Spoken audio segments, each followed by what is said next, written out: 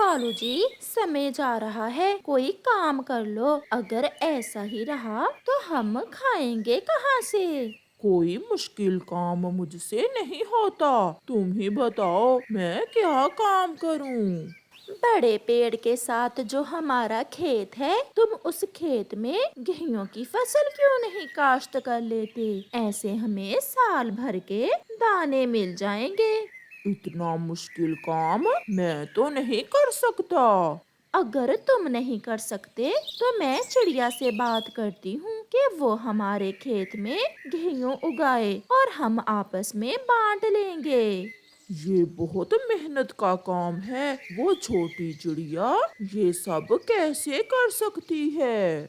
मगर घोरी कभी चिड़िया की तरफ चली जाती है। चिड़िया अपनी बेटी के साथ अपने घर के बाहर बैठी हुई थी जब गोरी कौवी वहाँ आती है। चिड़िया, मैं तुम्हारे एक फायदे की बात करने आई हूँ। क्या बात? बताओ बताओ गोरी। मेरा खेत खाली पड़ा है, तुम मेरे खेत में गेहूं की फसल उगा लो और जब फसल तैयार हो जाएगी तो हम आपस में बांट लेंगे। ये सुनकर चिड़िया बहुत खुश होती है। गोरी बहन, मैं अपने पति से बात करके कल तक आपको बताऊंगी।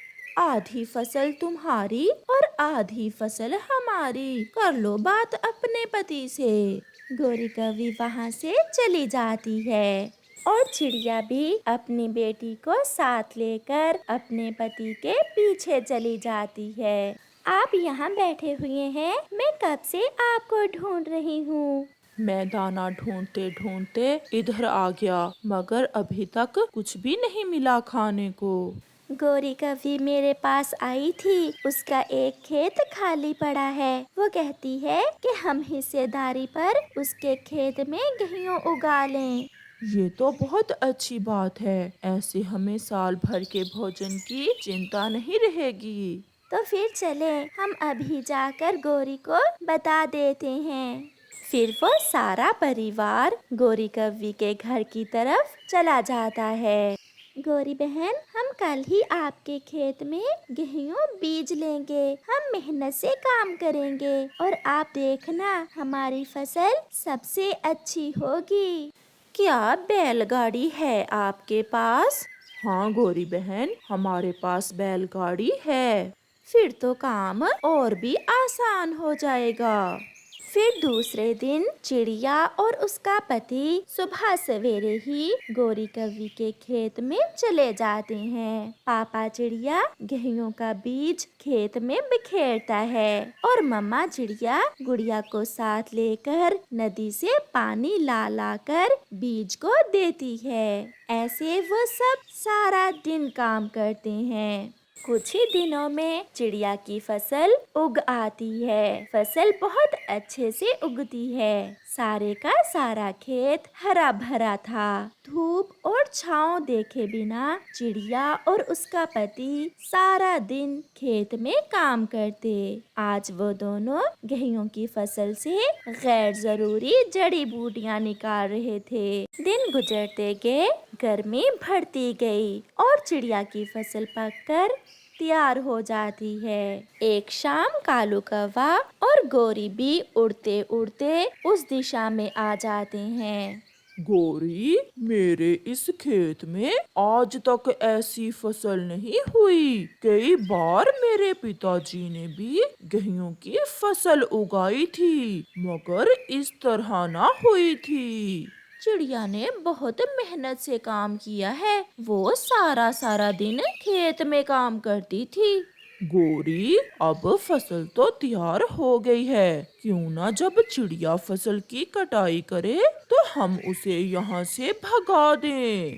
कालू जी, मगर ये सब कैसे होगा? मैं ये सब कर लूँगा, तुम चिंता ना करो। ये तुम मुझ पर छोड़ दो। गुड़िया के पापा, जल्दी चलें, आज हमने अपनी फसल की कटाई शुरू करनी है। मैं दरंती उठाकर बैलगाड़ी जोत लेता हूँ और तुम पानी का मटका उठा लो।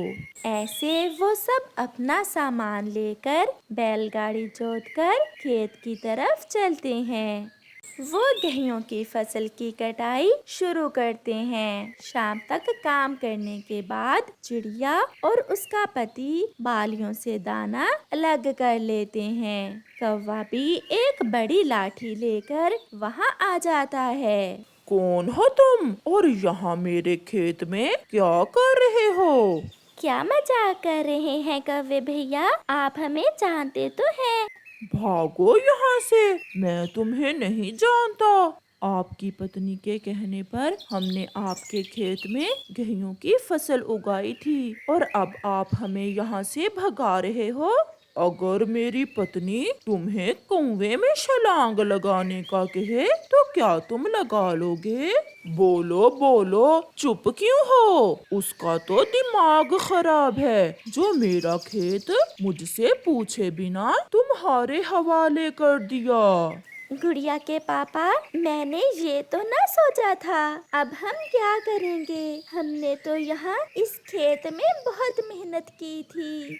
मम्मा, चलें हम मिठू राजा के पास जाकर कौवे अंकल की शिकायत लगाते हैं। गुड़िया की बात सुनकर मम्मा पापा को कुछ उम्मीद नजर आती है और वो सब मिठू राजा की तरफ उड़ते हैं।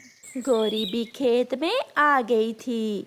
वाह कालू वाह, अच्छा नाटक किया तुमने और भगा दिया उन्हें। कालू जी, अब आधी फसल बेचकर मैं अपने लिए गहने लूंगी और बाकी की आधी फसल हम पूरा साल घर बैठकर खाएंगे। फिर कौवा और कौवी हंसने लग जाते हैं। चिड़िया भी मिठू राजा को सारी बात बताती है। राजा जी, हमारा न्याय करें। हमने कौवे के खेत में बहुत मेहनत की है और अब जब फसल बांटने की बारी आई तो उसने हमें वहाँ से भगा दिया है। संतरी, जल्दी जाओ, कौवे और कौवी को बुला कर लाओ। फिर उल्लू संतरी जाता है और कौवी और कौवे को बुला लाता है। कौवे, चिड़िया ने तो अपनी कहानी सुना दी है, तुम भी बताओ। राजा जी, वो खेत मेरा है और चिड़िया ने मेरे खेत में मुझसे पूछे बिना फसल क्यों लगाई? नहीं नहीं राजा जी, हमें गौरी कौवी ने फसल उगाने का कहा था।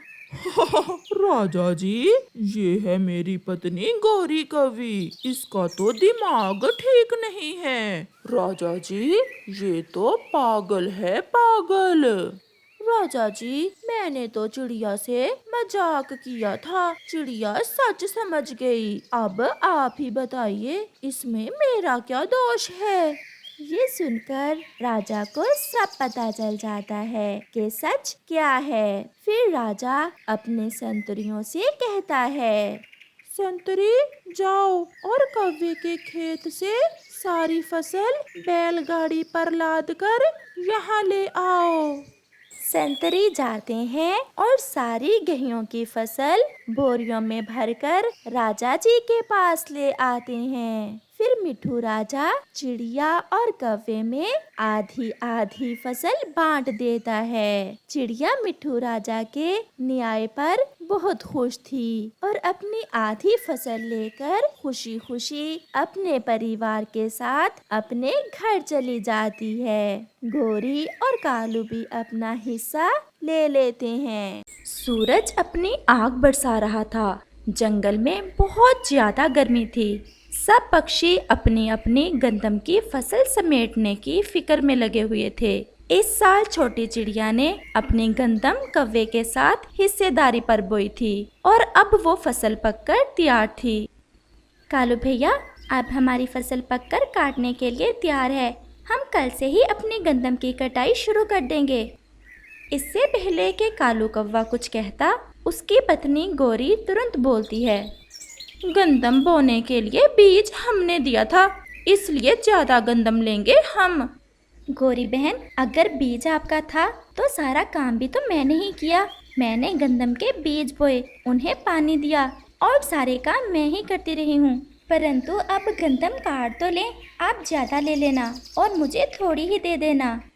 चिड़िया, हमसे काट नहीं होगी गंदम। तुम ऐसा करना, कल गंदम की कटाई शुरू करना और मैं दोपहर तक अपने भाइयों को बुला लाऊंगी, वो कटा देंगे मेरे हिस्से की गंदम। परंतु गोरी बहन, आ जाना, ऐसा ना हो कि मैं इंतजार ही करती रहूं और आप आओ ही ना। चिड़िया, तुम चिंता ना करो, हम पहुंच जाएंगे तुम्हारे पीछे ही। चिड़िया को प्यास लगी हुई थी और चिड़िया नदी पर पानी पीने चली जाती है। चिड़िया बहन, क्या कटाई शुरू कर ली है आपने अपनी गंदम की? कबूतर भैया, आपको तो पता है इस साल मेरे पास गंदम का बीज नहीं था। उस कारण मैंने अपनी गंदम कालू कव्वे से हिस्सेदारी पर बोई हुई है। मैं तो कब से कह रही हूँ उनसे कि कटाई शुरू करें, लेकिन वो है कि मेरी एक नहीं सुनते। चिड़िया, आप भी हमेशा उन कौवों की बातों में आ जाती हो। वो कोई काम तो करवाते नहीं आपसे, और फिर जब गंदम बांटने की बारी आती है तो हमेशा लड़ाई बना लेते हैं। क्या करती कबूतर भैया, मेरे पास गंदम का बीज जो नहीं था। चिड़िया और कबूतर ऐसे नदी पर बैठे हुए थे कि वहाँ एक पक्षी आ जाता है। मैं सागर वाले जंगल से आया हूँ और बादलों का संदेश है कि 2 दिन बाद बादल आपके जंगल में आएंगे और बरसात करेंगे। और बादल ये भी बता रहे थे कि इस बार बरसात कुछ ज्यादा होगी। ऐसा कहते हुए वो पक्षी तो वहाँ से चला जाता है। कबूतर भैया, मेरी साल भर की मेहनत बर्बाद हो जाएगी अगर कालू कव्वे ने मेरे साथ गंदम की कटाई का काम शुरू ना किया तो। चिड़िया, आप चुप कर जाएं। हम कल सुबह सुबह ही कालू कव्वे और गोरी कव्वी की तरफ जाएंगे और उन्हें बारिश का भी बताएंगे। फिर तो वो तुम्हारे साथ गंदम की कटाई जरूर शुरू कर देंगे। ऐसे ही शाम हो जाती है। चिड़िया और कबूतर अपने अपने घरों को चले जाते हैं। मम्मा, आज आप इतनी परेशान क्यों हैं? कुकू बेटा, अभी आप बहुत छोटे हो, मेरा कोई भी दुख बटाने वाला नहीं। जब आप बड़े हो जाओगे तो मेरे दुख आप बांट लिया करोगे। परंतु मम्मा, क्या हुआ? जंगल में बारिश शुरू होने वाली है। कौवा और कव्वी गंदम काटने को मान नहीं रहे। मैं अकेली क्या क्या करूँगी? मम्मा, मैं जल्दी से बड़ा हो जाऊंगा और फिर मैं अपनी मम्मा के हिस्से का सारा काम कर लिया करूँगा। दूसरे रोज सुबह सुबह ही चिड़िया और कबूतर कव्वे और कव्वी की तरफ जाते हैं। गोरी बहन, कल हमें नदी पर बादलों का संदेश देने आया था एक पक्षी। वो बता रहा था कि हमारे जंगल में 1-2 दिन में बारिश शुरू हो जाएगी। अब हमें अपनी गंदम जल्दी जल्दी समेटना होगी। एक बार बताया ना कि हमसे कटाई वाला काम नहीं होता। तुम शुरू करो और मैं अपने भाइयों को बुला कर लाती हूँ। परंतु गोरी बहन, आप हिस्सेदार हो, इसलिए आधा काम तो बनता है ना आपके जुम्मे। चुप कर जाओ एक कबूतर, बड़ा आया मुझे काम बताने वाला। अगर इतना ही प्यार है चिड़िया से, खुद कटवा दो गंदम चिड़िया के साथ। कबूतर भैया, ऐसे समय जाया करने का कोई फायदा नहीं। हम कटाई शुरू करते हैं। परंतु गोरी बहन, दोपहर तक आप अपने भाइयों को साथ लेकर खेत में पहुंच जाना। चिड़िया और कबूतर गंदम के खेत में चले जाते हैं। गोरी, क्या मान जाएंगे तुम्हारे भाई गंदम काटने के लिए? भाइयों के पास कौन जा रहा है? चलो हम पहाड़ों पर जाकर सो जाते हैं और फिर जब शाम होगी तो गंदम बांटने के समय आ जाएंगे। और गंदम तो चिड़िया काट ही लेगी। ऐसा कहते हुए वो जोर जोर से हंसते हैं। सख्त धूप में चिड़िया अपनी गंदम की कटाई शुरू करती है। कबूतर भी चिड़िया की मदद को आ जाता है। वो तो आधी से ज्यादा गंदम काट लेते हैं। कबूतर भैया, गोरी और कालू अभी तक लौटे नहीं। चिड़िया, उन्होंने आपसे गंदम में हिस्सेदारी जरूर की है, परंतु वो काम तो करवाने वाले नहीं। हम ऐसा करते हैं कि थोड़ा आराम करने के बाद फिर से कटाई शुरू करते हैं और हम शाम तक तो सारी गंदम काट ही लेंगे। वो फिर से कटाई शुरू करते हैं। दूसरी तरफ गोरी और कालू तो ठंडी छांव में खर्राटे ले रहे थे। ऐसे ही शाम हो जाती है। गोरी भी जाग जाती है। कालू जी, उठो उठो। कालू, उठो, चलो शाम हो गई है। चिड़िया ने गंदम तो काट ली होगी। ऐसा ना हो कि वो सारी गंदम ही अपने घर ले जाए। हम तो गहरी नींद सो गए थे, चलो जल्दी चलो। वो दोनों तो जल्दी जल्दी अपने गंदम के खेत की तरफ भागते हैं। वो थोड़ा दूर एक पेड़ पर बैठकर देखते हैं। कालू जी, चिड़िया ने गंदम की कटाई तो कर ली है, और बालियों से दाना अलग कर रही है। गोरी, काम तो सारा हो गया है, क्यों ना हम चिड़िया को जाकर भगा दें और खुद सारी की सारी गंदम ही हथिया ले चिड़िया से। आज तो कालू तुमने पहली बार मेरे मन की बात की है। मैं तो पहले से ही ऐसा सोच रही थी। चलो फिर जरा देखते हैं। गौरी बहन, आप अब लौटी हैं। मैं सुबह से काम कर कर के मर गई हूँ। मैंने आपसे कहा भी था कि दोपहर तक लौट आना। अरे अरे, क्यों इतनी चूं चूं कर रही हो? कौन सा बड़ा काम कर लिया है तुमने? एक गंदम ही तो काटी है। परंतु गोरी, आए नहीं आपके भाई आपकी मदद को? मेरे भाई बोल रहे थे कि वो कल आएंगे, लेकिन इस चिड़िया को तो हर काम में जल्दी होती है। चलो अब चिड़िया, हम गंदम बांट लेते हैं। गौरी बहन, आप बैठें और मैं पैमाना ले आती हूँ। पैमाना? वो क्या करना है? जाओ और जाकर सारे का सारा भूसा तुम ले लो और हम ये दाने रख लेते हैं। गोरी, शर्म करो, सारा काम तो चिड़िया ने किया है। मुझे पता था तुम जरूर बोलोगे। बेहतर यही है कि तुम चुप करके यहाँ से चले जाओ। ऐसा ना हो कि चिड़िया बच जाए और तुम पिट जाओ हमारे पंखों से। चिड़िया तो रोए जा रही थी। आप दोनों इतना जुल्म ना करें मुझ पर। मुझे ज़्यादा नहीं तो थोड़े ही दाने दे दें। सारा काम भी तो मैंने ही किया है। मैं कह रही हूँ, जाकर भूसा ले लो और दाने हमारे। कहीं ऐसा ना हो कि मैं भूसा भी किसी को बेच दूँ। ऐसा कहते हुए गौरी और कालू दोनों दानों पर जाकर बैठ जाते हैं। अचानक से आसमान पर गहरे बादल छा जाते हैं और बादल तो जोर से गरजता है। साथ ही तेज बारिश शुरू हो जाती है। चिड़िया, हम इस भूसे में ही छुप जाते हैं। अगर ऐसी बारिश में उड़े तो गिर जाएंगे। फिर चिड़िया और कबूतर उस भूसे में छुप जाते हैं। कालू जी, अगर ऐसे ही बारिश होती रही तो हमारी गंदम खराब हो जाएगी। गोरी, ऐसी बारिश में भीगने से अच्छा है कि हम अपने दानों के अंदर छुप जाते हैं। और वो दोनों दानों के अंदर छुप जाते हैं। वो जैसे ही दानों के अंदर छुपते हैं, ऊपर से गंदम की 2 बड़ी बोरियां उनके ऊपर गिर जाती हैं और वो तो गंदम की बोरियों के नीचे दबकर मर जाते हैं। और ये सब उनके लालच के कारण हुआ था। चिड़िया तो भूसे में सुरक्षित बैठी थी। मैं फिर कभी इन कौवों के साथ हिस्सेदारी नहीं करूँगी। चिड़िया, ये कौवे बहुत लालची हैं।